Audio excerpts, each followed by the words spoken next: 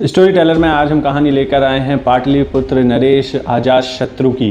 अजातशत्रु को सभी लोग जानते हैं, लेकिन क्या आप जानते हैं कि वो बिंबिसार के पुत्र थे और उन्होंने अपने पिता की हत्या कर ही राजा वो बने थे।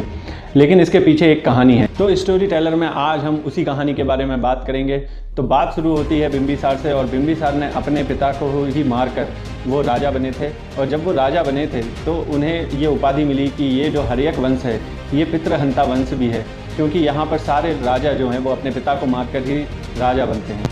लेकिन जब बिंबिसार के साथ भी उनके पुत्र अजातशत्रु ने ऐसा किया और उन्हें जेल में डालकर खुद राजा की पदवी पर बैठ गए। तो एक कहानी के अनुसार जब अजातशत्रु खाना खा रहे थे तो उन्होंने अपने बेटे को अपनी जांघ पर बिठा के उसे जब निवाला खिला रहे थे तभी उसने पेशाब की, और पेशाब की कुछ बूंदें थाली में गिर गईं। तो उन्होंने उस थाली में से उस पेशाब की बूंदों को अपने पटके से पहुंचा, जो कि गले में पहनते हैं, और पहुंचने के बाद उसमें वापस खाना खाने लगे। जब ये बेटे और बाप का प्रेम देखकर पास में खड़ी उनकी माँ ने उन्हें बताया कि तुम्हारे पिता भी तुमसे इतना ही प्रेम किया करते थे।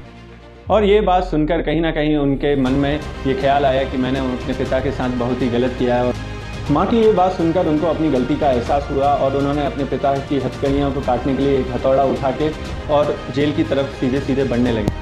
जेल में उपस्थित पहरेदारों को जब ये बात पता चली तो उन्होंने अपने पुराने राजा को ये बात बताई कि अजातशत्रु हथौड़ा लेकर उनकी हत्या करने के लिए जेल की तरफ आ रहा है।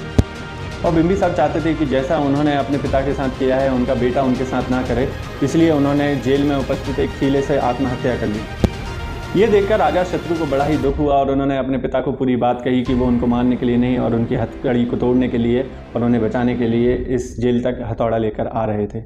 इससे ये पता चलता है कि एक पिता अपने बेटे के लिए कुछ भी कर सकता है, लेकिन उसे ये बात पिता बनने के बाद ही पता चलती है। आप कमेंट बॉक्स में ज़रूर बताइए कि आपको ये स्टोरी पहले से पता थी या नहीं पता थी। धन्यवाद।